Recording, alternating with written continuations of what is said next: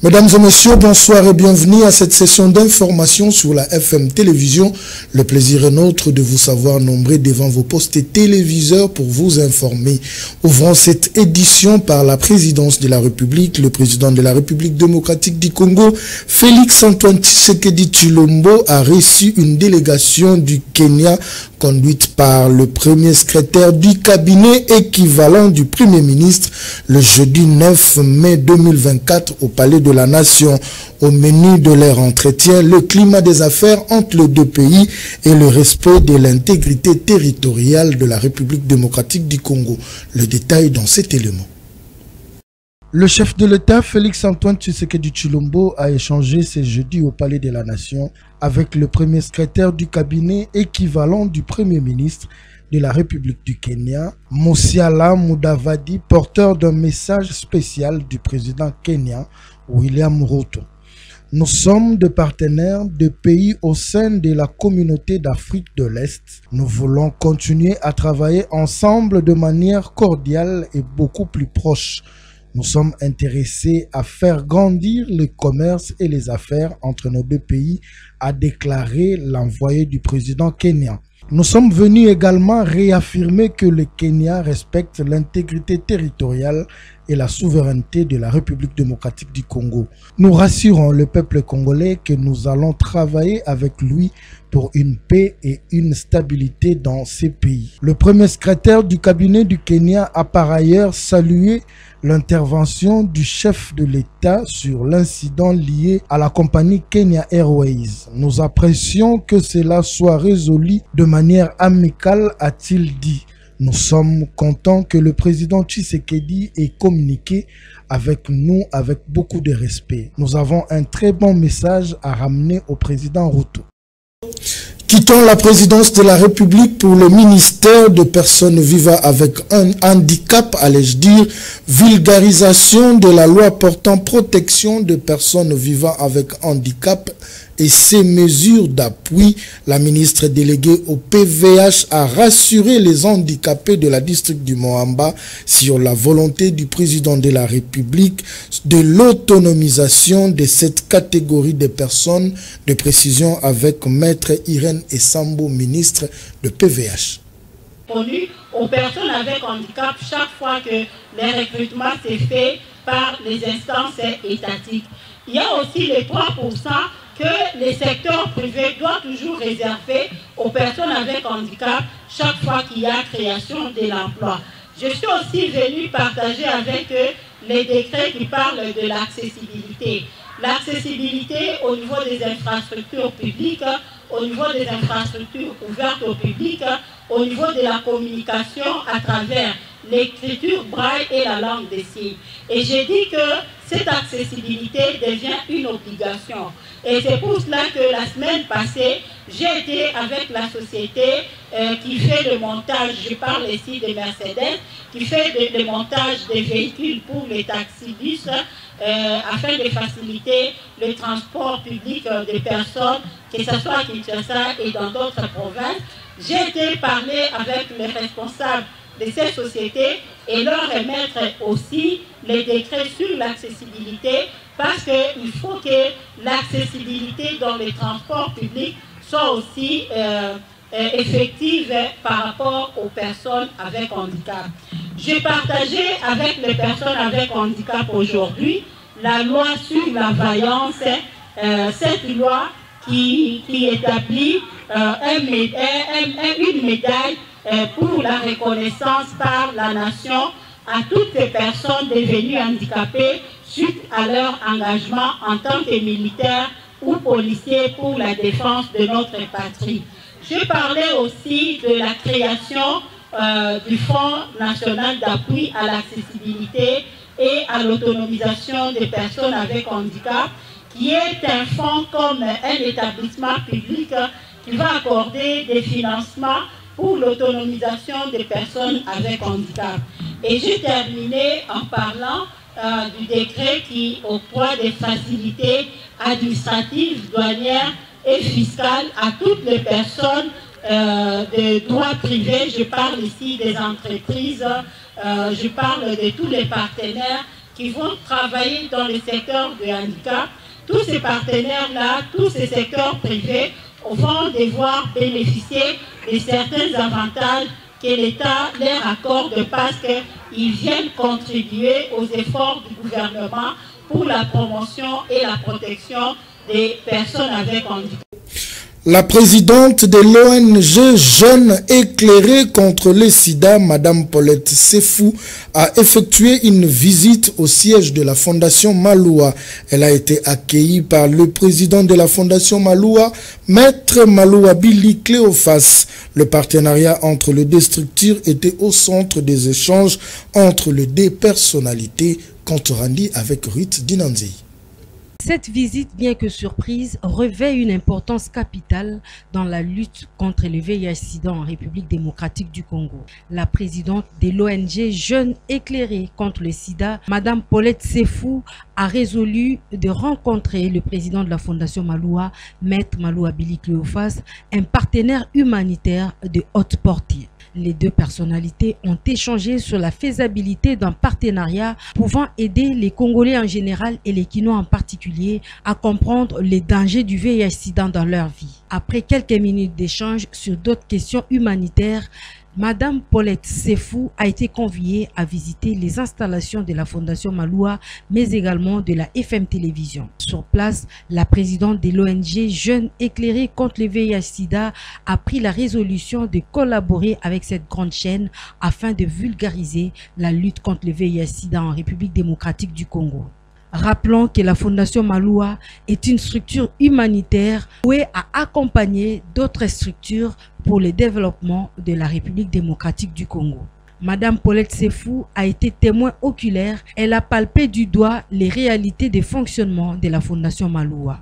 À l'issue de l'entretien, un partenariat a été conclu en vue de sensibiliser les Kinois sur plusieurs autres points ayant trait à leur développement. Parlons de la police nationale à présent. La police nationale ville de Kinshasa et les 14e régions militaires ont organisé une causerie morale mixte pour rappeler aux uns et aux autres leurs obligations. Cela a eu lieu ce vendredi 10 mai 2024 au stade de Martyrs. À la même occasion, le commissaire provincial de la ville de Kinshasa, le général Blaise Kilimbalimba, a récompensé quelques policiers qui font bien leur travail. Images et commentaires. Une parade mixte police-FARDC a été organisée ce vendredi 10 mai au stade de Martyrs pour rappeler les obligations des uns et des autres. Tout commence par une prière de l'aumônier kimbanguiste qui a rappelé aux hommes en uniforme que prendre le bien d'autrui est une infraction et un péché. Le général Blaise Kilimbalimba, commissaire provincial de la ville de Kinshasa, s'est dit satisfait du format de cette parade. Il a pourtant rappelé la mission de la police qui reste la protection de la population et de ses biens. Poursuivant son allocution, il a martelé sur comment mettre fin à la nuisance sonore au marché pirate, puis a aussi rappelé à la police de circulation routière comment réguler la circulation en lieu et place de tracasser les usagers de la route. Est-ce que cette population peut répondre à cette question? Est-ce qu'elle se sent à l'aise? La même population est la première à demander où est la police, où sont les services de sécurité quand il y a les sécurités. Mais la même population doit comprendre qu'elle a un rôle à jouer. Il y a son apport. La population doit savoir que la nuisance sonore est une infraction. Nous allons la réprimer et nous commençons dès maintenant. Il y a des endroits cités, comme à la galerie présidentielle là-bas, comme à côté de la place des évolués, comme à Ouléry, Nyangwe, Kalamu, partout là-bas, ils sont cités. Des bonhommes, les gens qui sont à côté des maisons, ils ne doivent pas hausser leur voix. On ne peut pas énumérer cela sans oublier la patience que doit avoir la population sur la voie publique.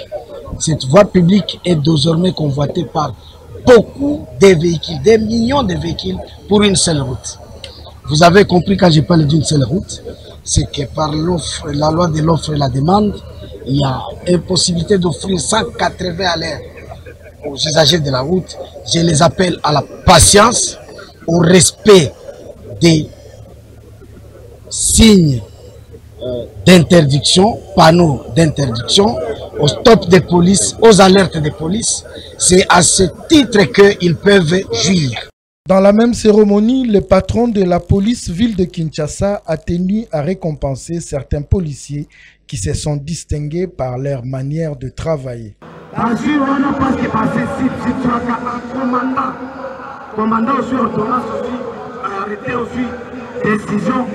Mais on dit qu'il a un moussal. Attention, nous avons mais c'est lui qui reste crié pour récupérer toute l'année. Bangoa, Batsungaka commandement et belé. Il y a un moto, dans la télévision.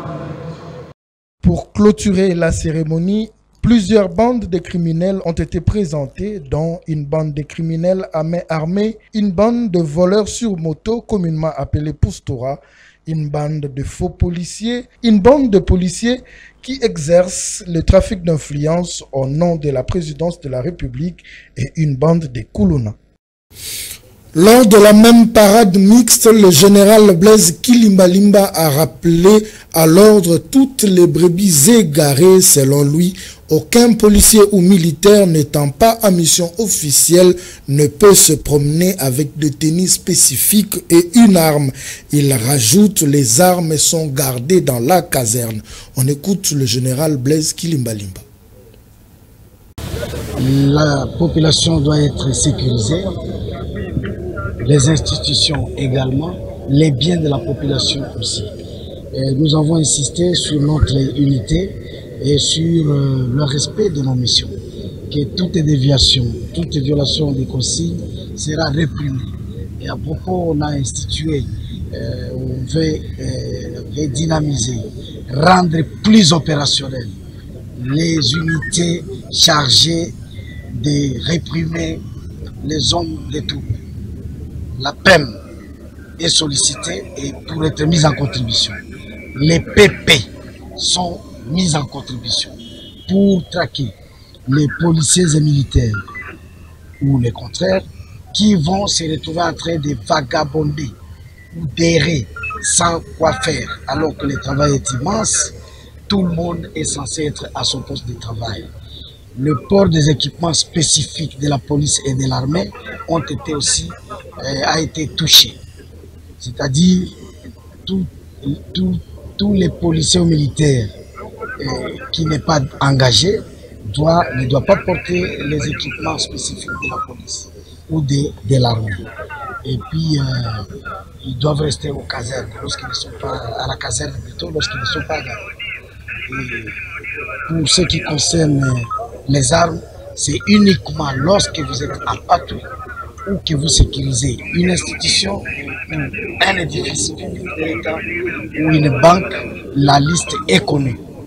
En dehors de cela, les unités sont mobilisées pour traquer tous ceux qui voulaient jeter l'opprobre au service de sécurité.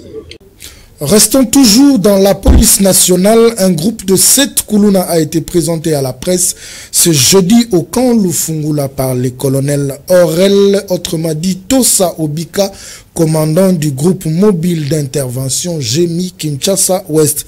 Ces inciviques sont des auteurs de plusieurs forfaits à travers la ville de Kinshasa. Ces derniers seront mis à la disposition du service national. La lutte contre le Kuluna reste le cheval de bataille du colonel Aurel Tosa Obika, commandant du groupe mobile d'intervention Kinshasa Ouest. Il a présenté ce jeudi un groupe de Kuluna au camp Lufungula. Ces inciviques ont commis plusieurs forfaits dans les communes de Barumbu, Kinshasa et au camp Luka dans la commune de Ngaliema. Dans sa mission de restaurer l'autorité de l'État, l'infatigable Tosa Obika reste déterminé à éradiquer ces pratiques. L'occasion faisant le larron, une victime a témoigné devant la police.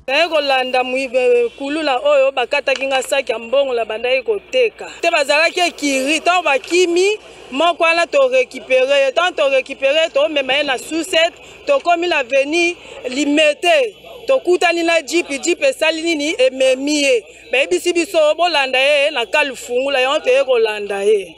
Qui ne respecte pas la loi se verra aux arrêts, comme l'indique le nom du colonel Tosa Obika. Il a affirmé que ces derniers seront envoyés entre les mains du service national pour être extradés à Kanyamaka CC. Bakoli oyo eza parmi bato ya nzinga mwa bakulu na nzinga wa Barumbu commune ya Kinshasa na ba mususu na kangai bango na Kanluka. Telema Kanluka ezaki fief na nga eza pe kaka na mabele na nga na rayon na nga ya musala. Tango babengaki ngai bakati bato basali boye le temps biso tozokende ko intervenir bango pe bazokima yango moni bato mususu akanduka bakangami yao bao mususu eza bato oyo bazosala ke bato bazala kimia te na place oyo nga naza na kiteni ya mabele place oyo naza ko sécuriser population na biloko na bango yango moni par bamususu wana eza par plainte bamususu par clameur public tokangi bango tozotinda bango bakende tubo totinda bango na parquet te bakokende na compte ya Kanyamaka CC bakende kosalela l'état musala. Nous en appelons donc aux autres commandants d'emboîter le pas afin de mettre fin à ces phénomènes dans la ville de Kinshasa. Parlons de la sortie imminente du gouvernement 5 mois après les élections. La République démocratique du Congo n'a toujours pas de gouvernement, chose qui constitue un blocage pour la République. Pierre Chamala, cadre de l'UDPS Tshisekedi, s'est dit inquiet de cette situation car tout est au ralenti à cause des intérêts des politiciens. On l'écoute.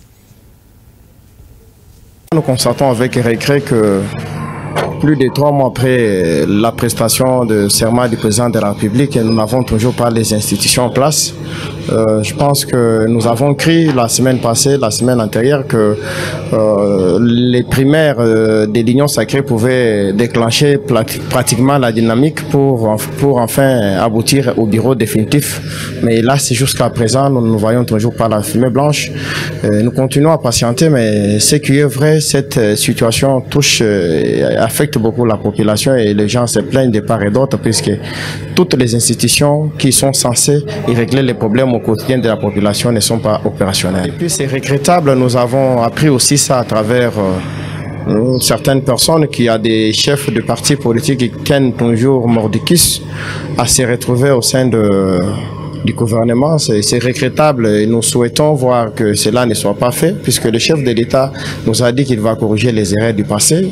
Nous estimons que ces erreurs, c'est aussi ces chefs de partis politiques qui ont géré il y a des années, nous étions encore tout petits, l'air n'a été tout le temps cité dans les différents gouvernements et aujourd'hui nous souhaitons que c'est une occasion pour une fois de plus se débarrasser et donner la chance à la jeunesse que nous sommes et à la nouvelle équipe qui n'a pas encore été toutefois mêlée dans des détournements ou quoi et c'est ça ce que nous souhaitons. Parlons de la force du progrès à présent. Le président de la Fondation Maloua, Maître Maloua Billy Cléophas, a participé hier à la réunion hebdomadaire de la force du progrès de l'état-major de la 10e RI, dirigée par le président Mousselou. L'homme de nul n'a le droit d'être heureux seul sur la terre a été accueilli avec prouesse par les combattants qui se sont réjouis de sa présence. Fifi Kalumbwe, Torres Atibou et Nok Mafuka pour les reportages. Spécialement pour ce jeudi 9 mai 2024, la réunion hebdomadaire de la Force du Progrès, état-major 10e rue Limité, a connu une ambiance hors du commun avec la présence remarquée de l'humanitaire Maître Maloua Billy Cléophas.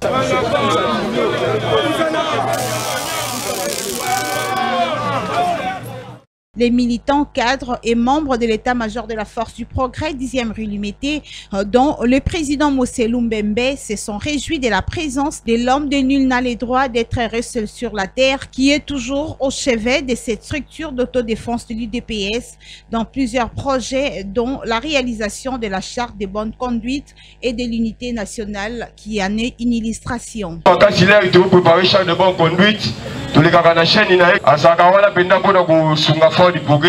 Merci beaucoup, maître, la présence de la réunion. Le n'a pas écouté Goyam, ils ont surprise assemblée. L'un des grands notables de Kinshasa, Jean-Marie Mboma, président de l'ONG Anga, a appelé les membres de la Force du Progrès à la discipline totale pour la bonne marche de la République. Chef de l'État alingi koyoka na litoi na yete kuluna. Ozoka président alingi koyoka kuluna te na litoi. Parce que kuluna est comme ennemi na ye, ennemi à pouvoir na biso. C'est le numéro 1 ennemi. Alors, président Ali Koyoka, insalubrité. Vous comprenez? Alors, Bilokwana, tout ce pays d'abord, Makasi, parce que tout le gouverneur Nabiso Yassika, Oyo, je pense, Binon Force du Progrès, beaucoup accompagné. Na vision na ye, surtout na makambu ya célébrité. Maître Malou Abili Cléophas, l'homme dont la sagesse et l'intelligence restent son maître mot, a pour sa part invité les membres de la Force du Progrès à la vigilance pour soutenir le second mandat du président de la République, Félix Tshisekedi dit Fachi Beton. Soki mutu aluki problème na du progrès total ye malamu biso likolo ya tofungula bajumele totala ye malamu balup tokosomba totala ye alingi nini puisque eza tante ni période te akobeta ta masolo ya 2028. Est-ce qu'il y a lisolo ya 2028 eza sikoyo bato bakowela nini? Tout est bien qui finit bien, il faut le dire. Les membres de la Force du Progrès, 10e rue Lumété, ont passé de bons moments de cette réunion hebdomadaire. Prenons cette brève à présent. Après de fortes chaleurs observées dans la capitale, la météo annonce de fortes pluies entre le mois de mai et juin dans quelques villes de la République démocratique du Congo, parmi lesquelles la ville de Kinshasa. Le CESAC invite la presse congolaise à sensibiliser la population afin que cette dernière prenne de précautions pour se prévenir de tout risque. Cette annonce de la Metelsat a suscité la psychose auprès de la population du quartier Yaoundé à Kingabwa. À cet effet, le chef de la localité de Yaoundé, Finé, autrement dit Céléo, implore les autorités de la ville à construire une digue pour prévenir les risques des inondations. Propos recueillis par Ruth Dinanzei et Torres Atibou. Ces habitants ont longtemps souffert de ces problèmes d'inondation pendant plusieurs années et leur cri n'a pas toujours été entendu auprès des autorités pour leur venir en aide. Le chef des localités Ebale Congo, Finé alias Céléo, s'est entretenu avec cette couche de population autour des différents problèmes qui guettent cette partie de la capitale. Chaque année, tu as kozinda, chaque année tu as kozinda bongote, tu as kozinda après 5 ans. Il y a un sengi na autorité, ba ya awa batala cannabis, il y a dit que ba chinois. Et ba chinois bazaki nangolé, tu as kozinda boité. Depuis que Bralima a soit contrat na gouvernement pour na makambu, il y a intérêt na bango, les lots komi kozinda. Ils sont voté président Fatiti na souka. Ba mama bazolo na bilanga, moeba lo nezate. Après les mots du chef de cette localité, l'occasion faisant les larrons, la population a donc montré sa doléance majeure car ses habitants ont trouvé une oreille attentive auprès de l'homme qu'ils appellent affectueusement Nzungu Yalopango. Soit cité du fleuve, soit soba donc, batumi balé wana de bango batu babomi biso. Donc entourage na biso ya se, soit ki bisika wana ebonga mite. Moye pe biso to mona bolamu e kozala te mapango e kokufa pe batu bakokufa. E bongi siko batale pe na likamo ya soba. Likama ya soba pe za très dangereux. Avant de boucler cet entretien, Finé, alias Céléo, pour sa part, n'a pas tari des mots pour demander une intervention urgente aux autorités de la ville. Tosengi na président de la République, tosengi na ministre, ba ya pona ko renforcer. Badi Kinabiso, ministre, surtout ministre de l'Agriculture, a ya pona ko renforcer Badi Kinabiso pour maye buka biso li susute. Parce que Batiki biso milelo na milelo, tala ba maman de batelemi, ba maman baza na sima ya mwana na bango, njungu ya ndako. Rappelons que cette localité a été largement touchée par la crue du fleuve Congo les mois derniers et cela a causé des pertes tant en matériel dans plusieurs familles. Les usagers de l'avenue Saint-Christophe vers le pont séparant la commune de Limete et celle de Barumbu se plaignent du mauvais état de ce pont, surtout après la pluie. Plusieurs déchets sont déversés sur la chaussée, comme le indiquent les constats faits par Kevin Jassa. On se croirait dans une charge publique où les bouteilles en plastique entassées flottent dans la rivière Kalamon, couvrant ainsi la berge tout entière. Cette situation expose la population et plusieurs riverains à plusieurs maladies telles que la typhoïde et ouvrant ainsi la voie à des épidémies telles que le choléra et les autres pour le manque d'assainissement de cette cours d'eau. Par exemple, ici, sur la rivière Militon, nous sommes au quartier Funa, le pont qui sépare la commune des Barumbu et des Limete, où l'on observe un dépotoir de bouteilles en plastique. À en croire les riverains sur les lieux, ces immondistes viennent, d'autre part, en grande partie, de la commune des Limete, plus précisément au quartier résidentiel. Pour normalement, et na référence à comment au quotidien niveau de la première HJ, au yebo bimala côté aéroport Ndolo. Quand on allait on a séparation ya Barumbu na Limete. Ici ka pont et Kabul na Maya Kalam. D'autres par contre proposent des solutions pour initier des actions à impact très visible dans le but de sauver cette frange de population. L'État local a marqué mbongo nano kotonga pont. Babuka nano ata pont ko buka nano batala nano événement ndeni be ndondiso ndenge kozala. So ba moni ke ndondiso ko vanda nde ba ebindeni ni basolo bakote batu batonga pembeni. Selo biso nde batu to vande aboy. Canalisation ma eza nango normal mais pont nde e vandi na se. So ba matisi po ata 3 mètres dikolo. Ba mona ba ndondiso te et pourtant salite ko vanda te. Il s'y est rappelé que cette situation est fréquente sur toute l'étendue de la ville de Kinshasa et les autorités sont donc appelées à initier des actions draconiennes pour faire subir la rigueur de la loi sur la protection de l'environnement à tout contrevenant.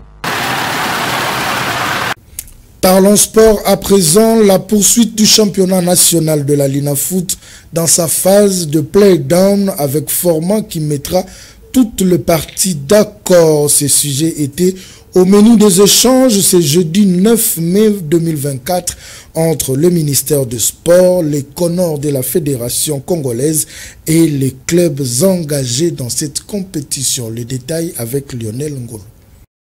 À quelques jours de la clôture officielle de la saison sportive 2023-2024, d'où il était question de trouver un format pour permettre à la play-off du championnat national de toucher jusqu'à sa fin, c'est le pourquoi de la réunion entre le ministère des Sports, le Conor et les clubs engagés dans cette compétition. De Darik Motema Pembe à Sa Majesté Sangabalende, même l'étoile d'Ekivu était représentée par son président qui évoque la violation de l'article 14. Son Excellence a bien voulu mettre autour d'une table les organisateurs, la Lina Foot, Conor et les clubs pour les écouter afin de se retirer et voir de quel côté penche le droit, la vérité. Vous avez compris que nous sommes d'accord que le play-off est en train d'être organisé en violation de l'article 14 qui prévoit que cette phase se joue en aller-retour. De son côté, le Darik Motema Pembe avait saisi l'organisateur bien avant le coup d'envoi,